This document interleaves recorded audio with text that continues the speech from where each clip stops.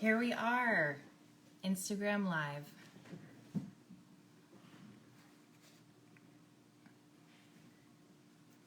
How is everybody doing today?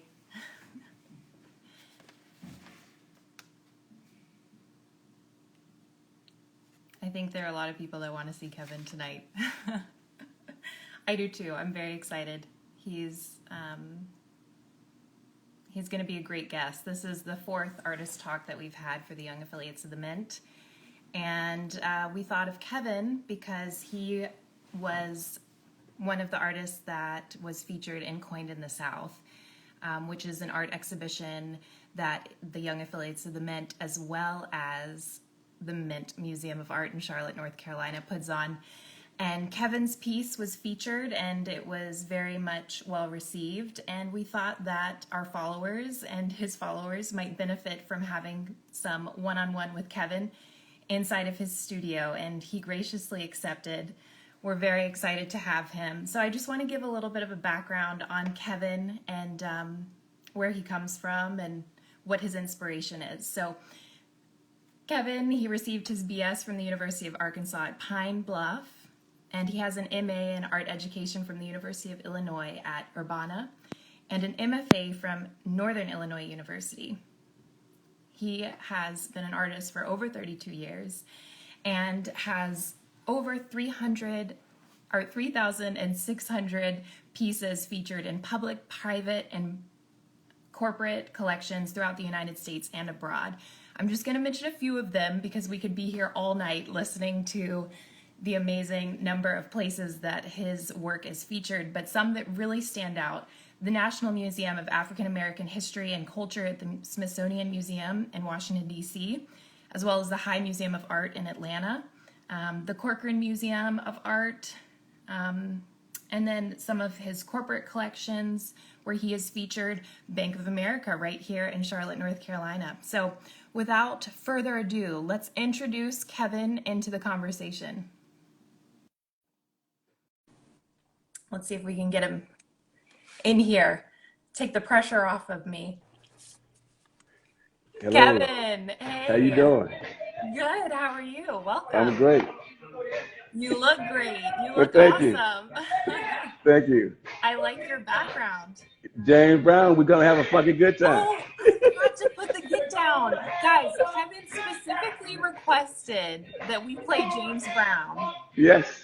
And it's the funky, we're going to have a funky good Fucking time. good time, yes. I love it. Bring in the vibes. And you've got one of your newer pieces behind you, which Yeah. I absolutely love and I'm so intrigued by. Correct me if I'm wrong. The series is called The New Jim Crow. Is that right? Yes. That's amazing. That's correct, yeah. So how have you been? Where are you right now? I've been great. I'm in my studio in Atlanta, in my painting studio. I'm fortunate to have three studios. I have one I do my aluminum pieces in, the other one Okay. I do my fabrication in. Amazing. So you're in your painting studio. Yeah. How have things been since March? Does it feel different? Do you feel more inspired, less inspired? Oh, absolutely. I'm much more inspired with the events that have happened. Being an artist, having that uninterrupted time to just produce work is a wonderful opportunity. Are you able to hop around at all from? I'm able to, but I just don't do it. Yeah. I want to remain safe. I feel the same way. I try my best to stay safe, and I'm at the office again. So it's kind of, it's a new normal. You put on your mask and you go Yeah. out. So, Yes. so you're in Atlanta, you're in your painting studio right now. I think we talked about this at the very beginning, but I'm going to mention again, you were featured in Coined in the South, which was an exhibition at the Mint Museum from October of 2019 up until February of this year. And your piece was very much loved. It's beautiful, it's colorful, made of fabric, correct? No, it was wood. It's wood. Everybody think that is either leather. I'm one of the few artists who's bending wood. So can you speak a little bit about how you found out about Coined in the South and what inspired you to apply? I got an email announcing the information, and then once I saw the email, I know I've always wanted to be a part of major shows that are happening in the Southeast. And Yeah. so I just took it on myself. Normally, I don't apply to jury shows, but since I had just completed that piece, Yeah.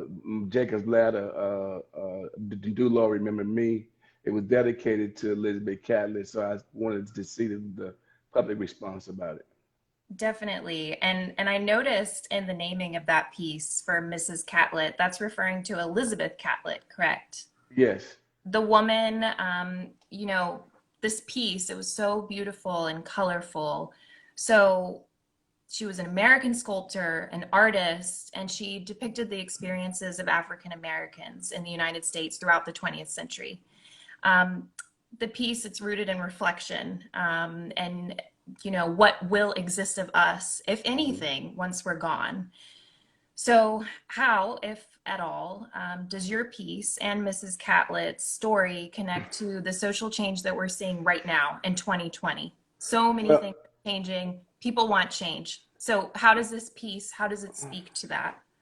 Well, the Jacob Ladder series started with the late Terrence Corbin, but the way it relates to Miss Cabot is when I got my first public art commission, which you'll show an image of, Miss Catlett, they told her that she had received a commission, and it was public knowledge, but my portion it was 25,000, and her commission was 135,000.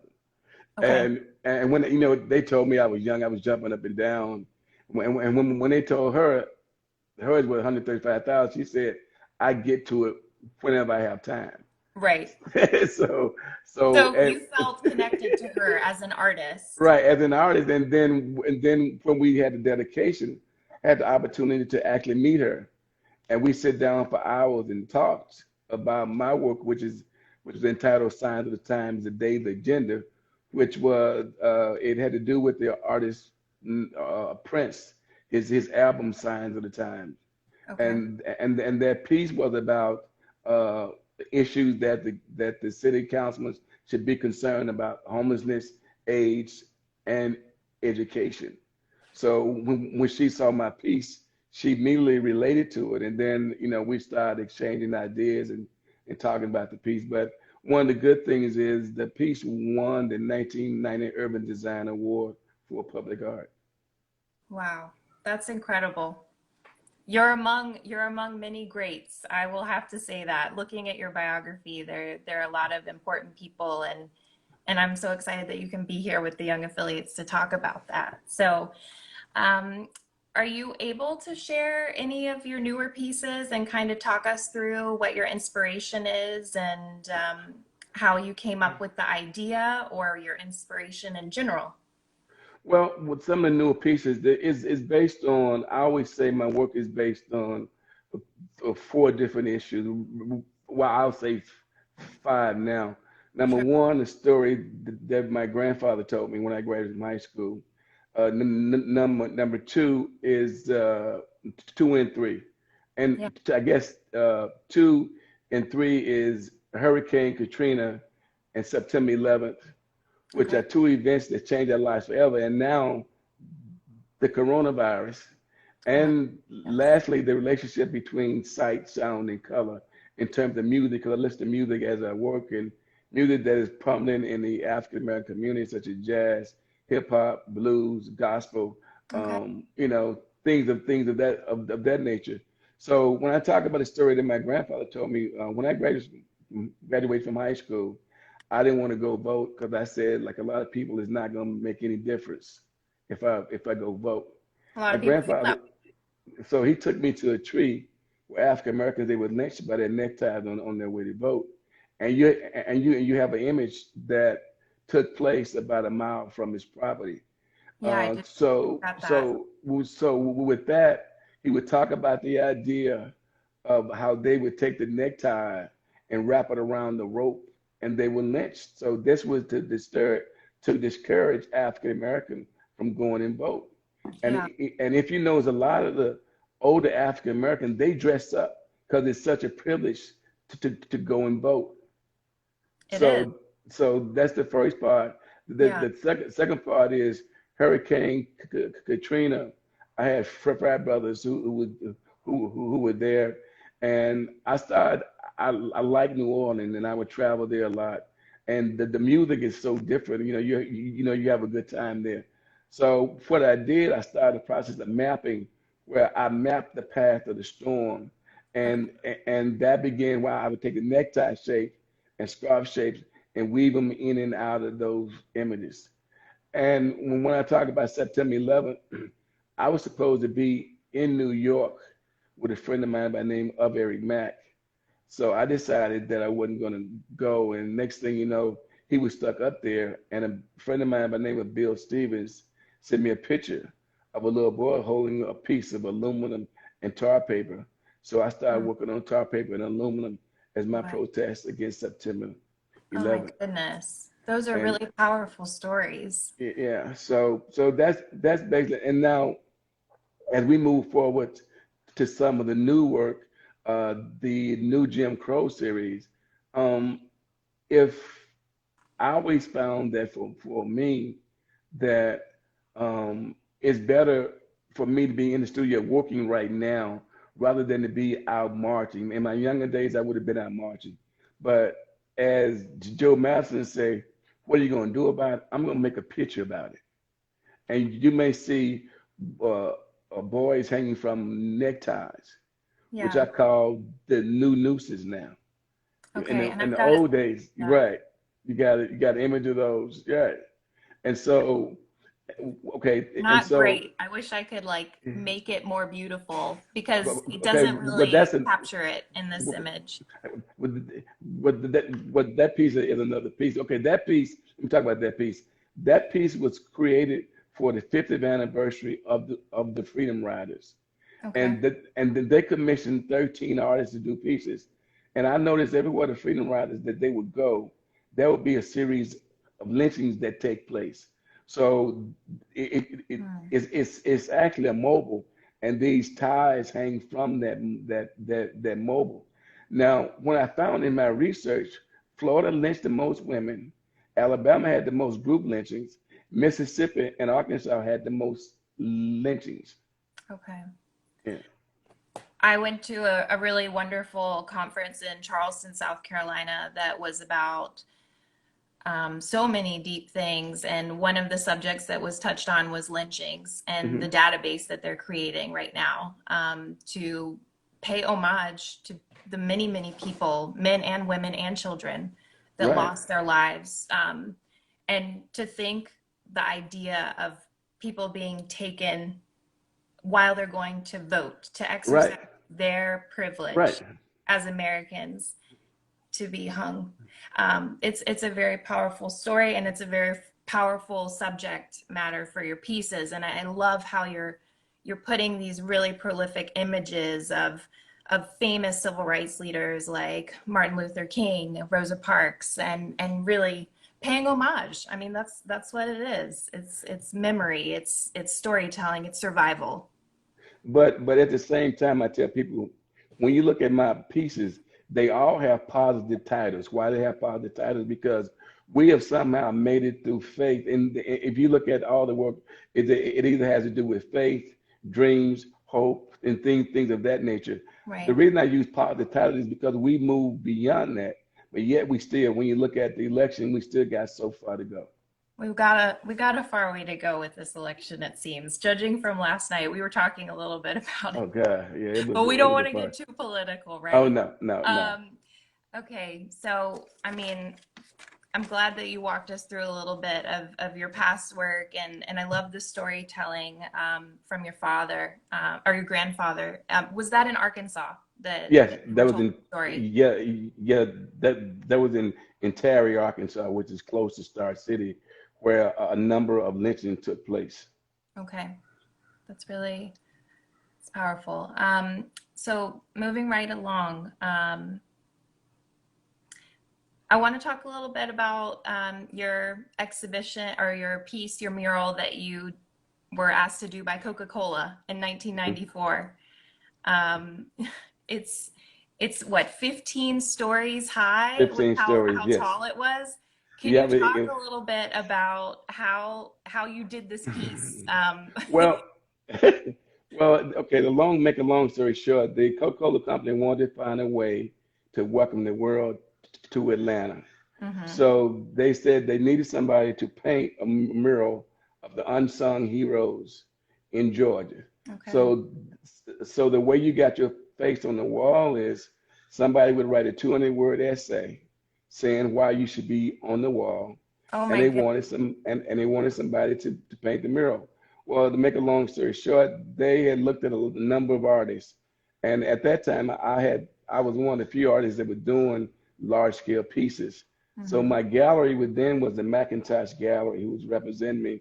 They came to her and asked her if they could speak with me about doing the mural.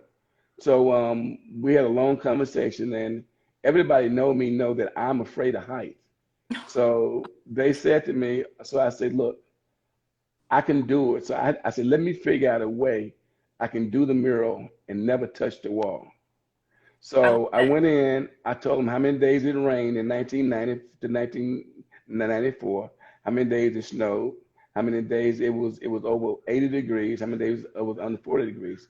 Then I said to them, there's no way you can have somebody hanging from a scaffold painting this mural. So let Hmm. me introduce you to a vinyl, which is like a contact paper, Okay. and it would last between 7 and 10 years. And I have somebody to actually install it. And I said at the end, ladies and gentlemen, this information is copyrighted. So I got the mirror. That's amazing. So you didn't even have to go to the 15th story to I do never touched the wall. that's What I would do is I would give them, I would do it on the inside on the contact paper, and then I had seven assistants. They were my former students, and then I brought a few young artists along for the ride. And then so what I would do is give them specs on where everything should go. And if anything was off an inch, I was in trouble. I'm yeah. sorry, a foot, a foot. Okay. So I tell students that my math became very important. My science became very important because there were certain colors, if I used on a black person's face, it would fade that I Hmm. could not use on a white person's face. Sure. Because it had to last for 7 to 10 years, you said, right? Yes, yes. Okay. Wow. You speak about being a teacher and that you have a lot of students. Were you teaching full time while you were doing this? No, I took a Okay. 3 year leave of absence. Okay, No, that's a relief because that no. would have been a lot. That would have been a Oh lot. no, no, no, no. So I'll just show one more image. Where is this? This is afterwards, I would imagine. So after No, you no, or before? no. Those are some of the faces that was on the wall. So I'm Right. giving you an idea the scale. And you can look at it. I'm 5'10", and notice how Yeah, big those faces are. that's huge. And then those people had amazing stories. For instance, the guy in the mustard colored suit. He was the first black police officer to graduate from the academy, and he could not arrest white people. Wow. That's You know, what time period was that that he became an in the officer in Atlanta 60s, in the in the 60s, in the 60s? 60s. Yeah. Wow. Okay. And so you think you were saying that he had to write a 300 or wait, 100 word essay, A 200 word 200-word essay. essay. Yeah, yeah. So he submitted it and he was Well, his accepted. granddaughter, well, his granddaughter, she submitted, and Okay. once it got submitted, there was a panel that you had to go through to do a series of interviews to pick the winners. And he was one. He was such a humble man, and there were a lot of great things that were said about it. Then they do a background check, and it was a remarkable experience. That is so cool. How many faces did you say in total? I'm just going back for the It was scale. 35 faces. 35 faces. And I mean the way that you show the expression and you have the lines and the smiles. I mean, that's not easy work. It Well, took you. it was kind of hard because the fact that we took various photographs. And then I tell this story that my favorite person was Dr. Goldstein. He's down at the bottom.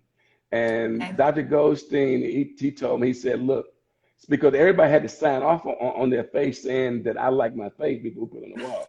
So anyway, make a long story short, he wanted me to take out the wrinkles under Oh no. on his neck. Okay, so I did it, and to make a long story short, he gave me a free weekend at his hotel, That is and so funny. oh, it was cool. That's a good story. Mr. Ghost, you said his name was? His name was Dr. Goldstein, and Goldstein. the reason he was on the wall was because instead of having separate water fountains, he chose not to have any on the wall, and he was very involved in civil rights. That's wonderful. That's a great piece. Um, Thank you. just one of many. Another really interesting fact about you that I learned while we prepared for this is that you had an exhibition at the Gant Center, um, Yes, and it was with Sam Gilliam, who yes. is one of the most prolific artists, African American artists in the United States. I saw one of his pieces at Dia Beacon in New York. Mhm. Yes, You yeah. mentioned him last Wow. night, and I was like, I know Sam Gilliam. And then I typed in his name, and I was like, of course I know Sam Gilliam. Can you just speak a little bit about your exhibition Protege with him and what it was like to work with the Gant Center?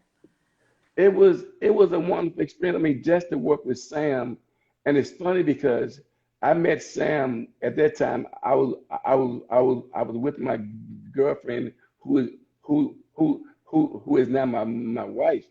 And when I first met him, he said, "I need for you to do two things." He said, "I want you to paint larger, and you marry this lady." I love So it.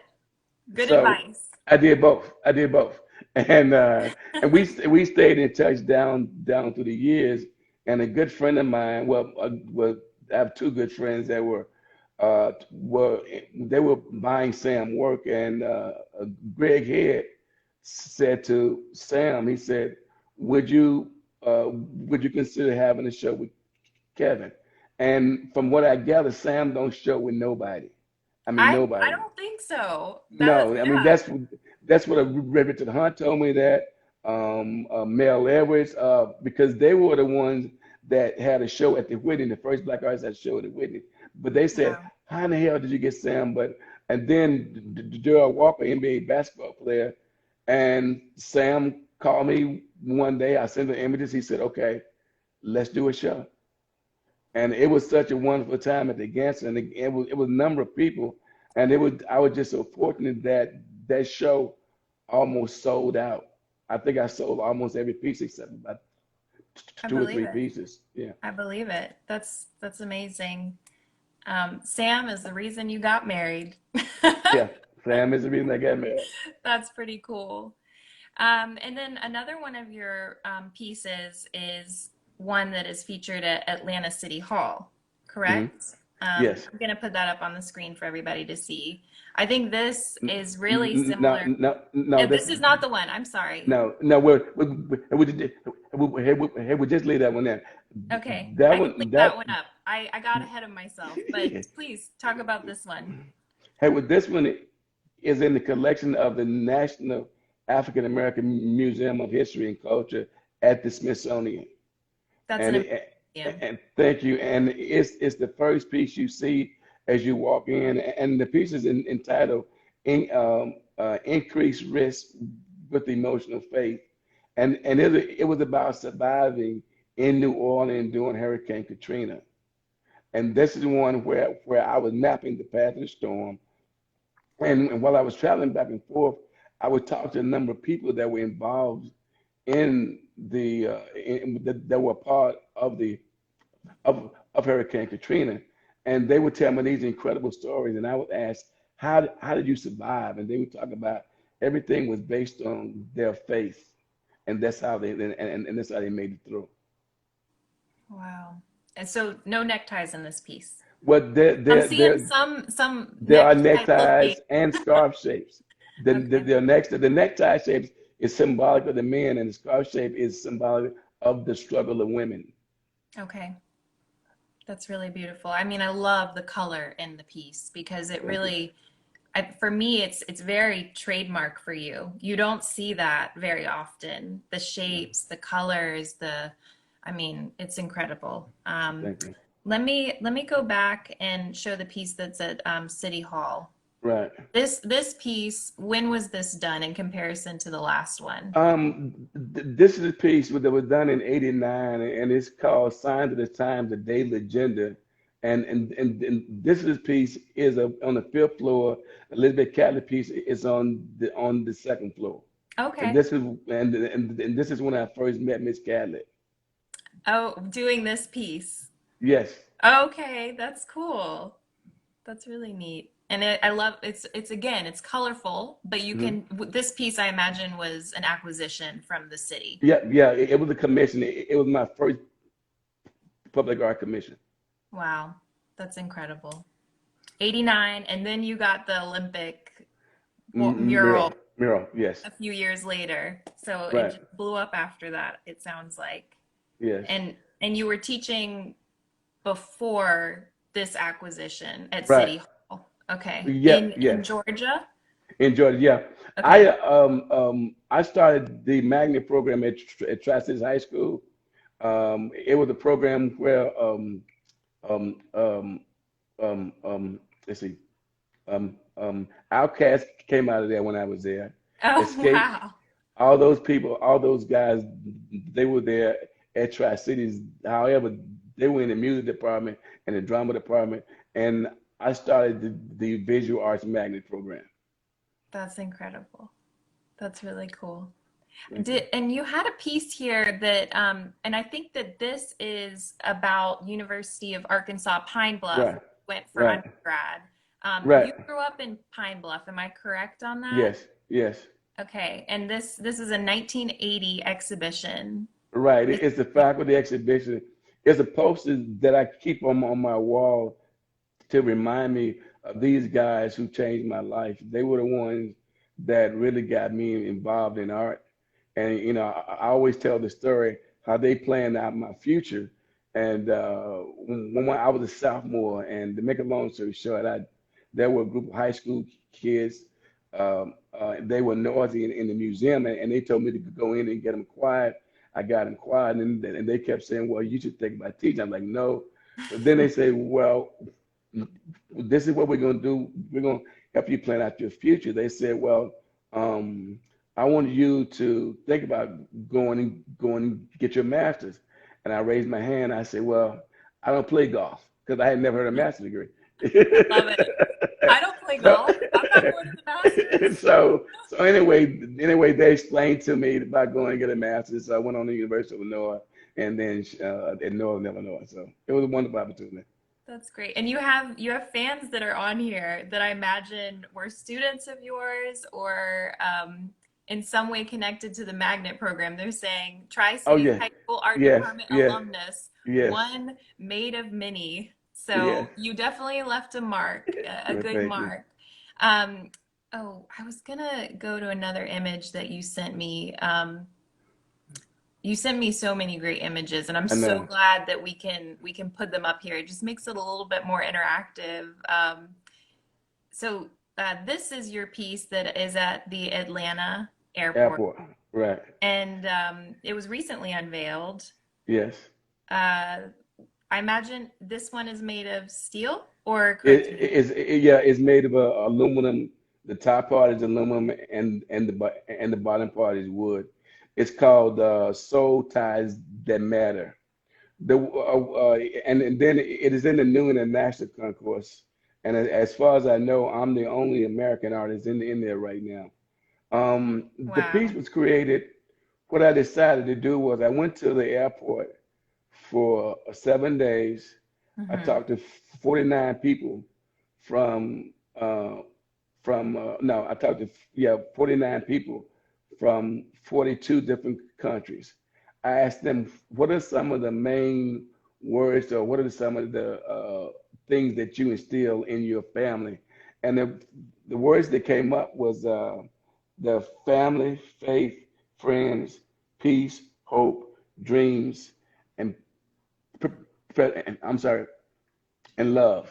So there are seven continents, and when you can't see the top part, but in each continent, there are African patterns and patterns from each country weaved in and out of each continent.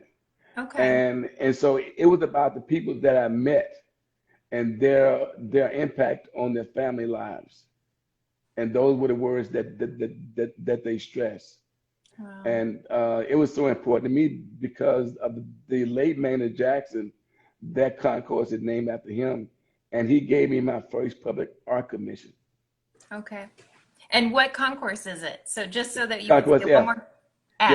Yeah, F. it's F. the new international concourse. Okay. The next time I'm in the Atlanta airport, which might be like 2 years from now, I considering everything that's going on, I'm Trust me, going I to understand. Concourse F. I'm going out of my way to go to Concourse F because I want to see the intricate Okay, pieces because we can't see it so well here, but in person, guys, that's where we're gonna do it. We're all going to the Atlanta airport for a little exhibition run. I'm gonna put up one more piece okay, that you sent to me, and now I'm all jumbled up with my timeline. Remind me which piece this is. okay. This piece, can you put the colorful piece up first? Yeah, that one. Okay. Okay. This was a piece that inspired that piece. And to tell you about this piece, Okay. Susan and Alonzo Williams are two of my biggest patrons, and they were building their dream home in Arkansas. It's about, I think it's about 18,000 square feet. It's a wonderful home. And so when you walk in, she said, I want to have a piece of yours that would just knock everybody dead. And when you walk in, there's this big piece. It's 87 by 98. It's on wood and tar paper. Well, Susan is from Southeast Arkansas. Her Okay. husband, Alonzo, is from uh, uh, uh, West Helena, which is almost northeast here, Arkansas. And Hmm. when I was doing my research, so make a long story short, whenever I do a commission, I give you questions about where you're from. And so I take the background, that dark blue background is where she's from on the left-hand side. The right-hand side is the areas where he's from and the places that they've traveled. So the piece is entitled Watching Blessings Come Forth. And this was their, and then it was for their dream home. So in doing my research, I found out there was a riot that happened in 1919 called the Elaine riots, where there were over 300 African Americans they were killed that happened in Arkansas. I had never heard of it. Okay, Okay. so now if we go to the next piece, Let's put the it up. one the aluminum Yeah. right. So the Atlanta Contemporary Art Center, they they commissioned me to do a piece for the Atlanta Biannual. In doing my research, I started to look at a lot at Phillips County where these riots took place, and it's kind of hard to see, but what happened was a group of black farmers rebelled against these white sharecroppers, and one of them had got into a altercation, and what happened was one of the white guys was killed. So a lot of the white sharecroppers they got a lynch mob and killed over 300 African Americans. And then Wow. the 12 black guys were placed on trial. And there was one guy who was on trial. His name was Alfonso Banks. And when they got him on the stand, they asked him to give his testimony. He pulled down his shirt and said, "My scars are my testimony." Wow. And right in the middle of the piece, it's like there are railroad tracks where you can't go, where you cannot go to another side of the tracks. And that piece is It's 125 inches by 130 inches. So the piece is entitled "When My Scars Are My Testimony." And you said it was inspired by the Atlanta Biennial. Is that right? Well, no, the Atlanta Biennial, they commissioned me to do the piece. Okay, and then And it was inspired by the Elaine riots that the took Elaine. place in 1919, and last year was the 100th anniversary of the Elaine riots, which Okay, was never taught in the school system. I mean, right. as much as the history buff I was, I never heard of it. But it was Dr. Alonzo Williams. Once I talked to him, he was telling me about it. And when I was doing his piece, that's when I started. I got inspired to do this piece. I feel like the Elaine riots are just one of so many So stories many, right, in our history that just they never make it into the schoolhouse. And I mean, hopefully something that will change with the social justice movement that we're seeing now is that we can ingrain these stories to right, learn from them. And I feel like your artwork is one of those things that can help make it accessible for students to connect more to that history. So thank you for that because that's thank you, valuable and it's not something we see every day. right. Somebody mentioned, they said, research ensures a greater cohesion within the artwork. And I just have to say, there's a lot of research here from But a thank you. former educator and a creative and someone that truly lives what he is making. And it's just great to hear you talk because you're so knowledgeable. You're full of stories. I love it. Um, so one other thing that we can move on to talk about, and this is kind of a, um, we already spoke a little bit about the new Jim Crow, but I believe Mhm. we have some people that are watching that weren't watching at the beginning. So I'm going to put up some pieces for the audience to see. I want to get one that you can kind of grasp it. This piece is Living While. Am I correct on that? Yeah, yeah. Okay. Mm. Living So while black. Living While Black. That didn't Yes. make it into the title that you Now, sent me. So I right. just wrote Living While Black. Yeah. So this piece, was it made after COVID? Yeah, yeah, After, yeah, yes. It was made along a part of the new Jim Crow series, and it's funny because the people's about. I have a number of friends, black, white, and Asian, and artists, and I was a friend of mine. We had a conversation about. I had explained to him why I had to have a conversation with my son and my daughter. If the police stop you, just do what they say, whatever it is, even if you're wrong, just do what they say. And I had to tell him, he said, well, I didn't have to have that conversation. And but I say, I had to have, as a matter of fact, I have it with every young black male I meet. If you yeah. want to live to go home, and me myself, I've been stopped by the cops. And and so that stereotypes, I've been called, boy. I always tell the story that when I started, I left Tri Cities. I started another magnet program at North Springs, which is on the north side of town, and it was mainly white school. My first day there, I'm getting stuff out of my car, and this lady comes to me and say, "Hey, you custodian, come help me get this stuff and take it to the building." And I just looked at her Wow. back in the building. And so when she got in the office, she told the secretary, I told that custodian to come help me, and he wouldn't do it. And she said to him, he's a teacher, man. Now this was in What year was that? 1990. This was in 1997. Oh no. Oh Oh yeah, no. But yeah. okay. Well, So it's the thing is like I tell him that black people, especially black men, we walk in and out of two worlds. And then if you're an artist, there's also a third world that you walk out of. And if it's like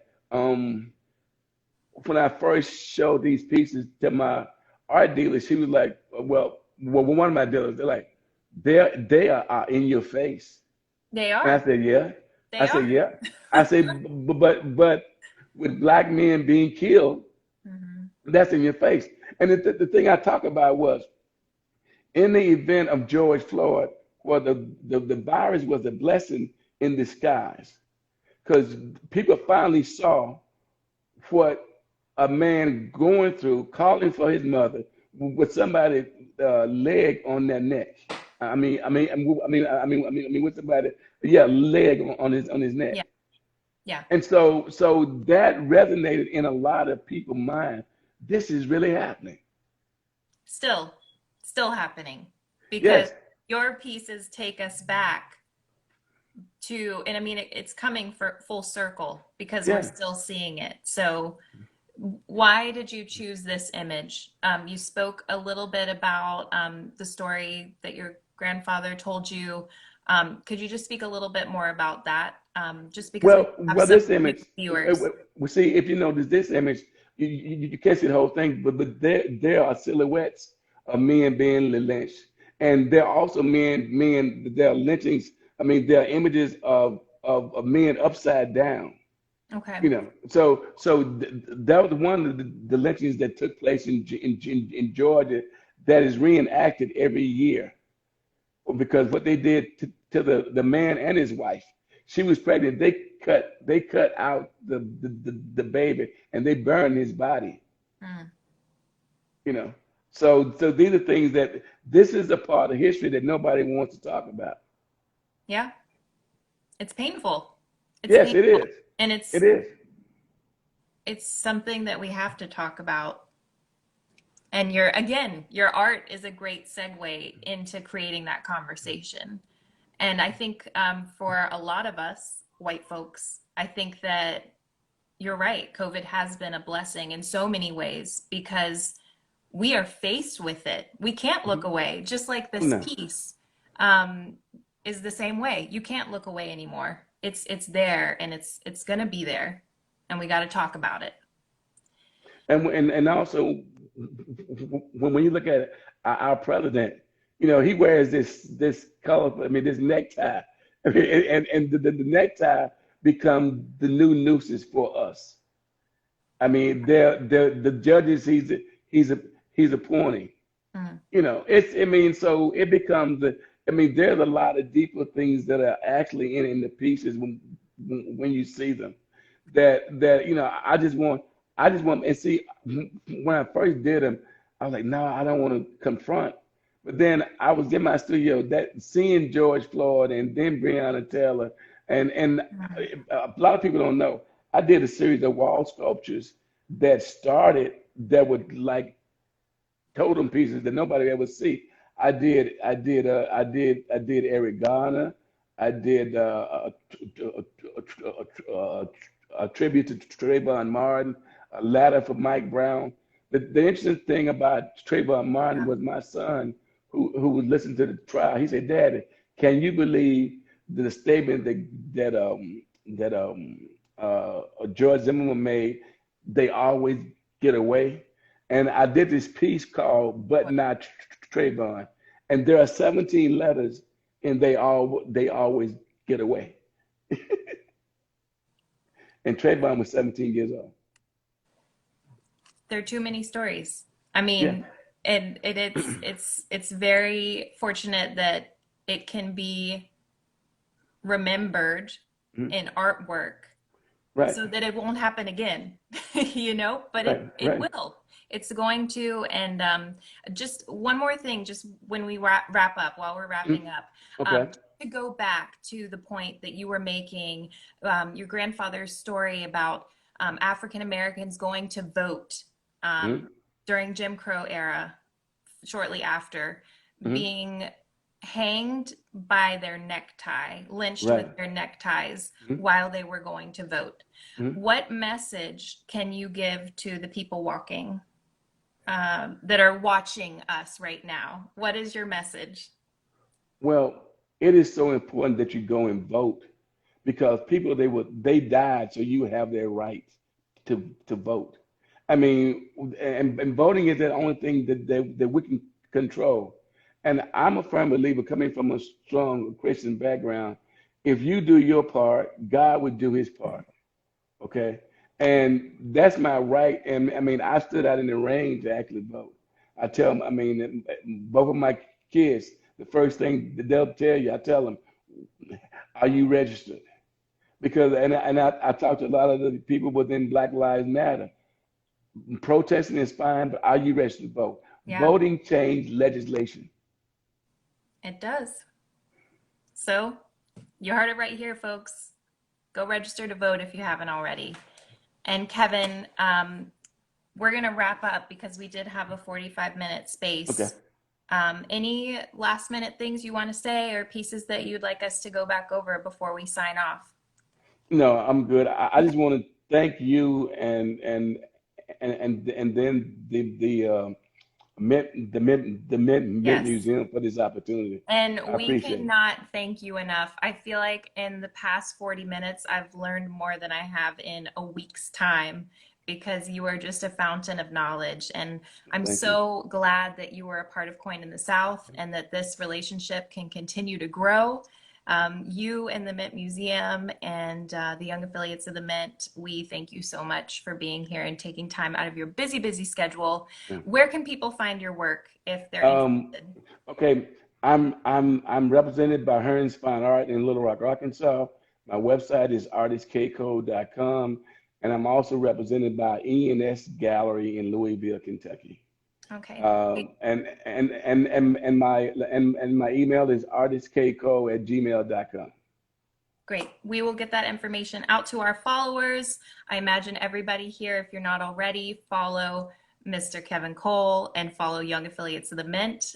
More of this to come.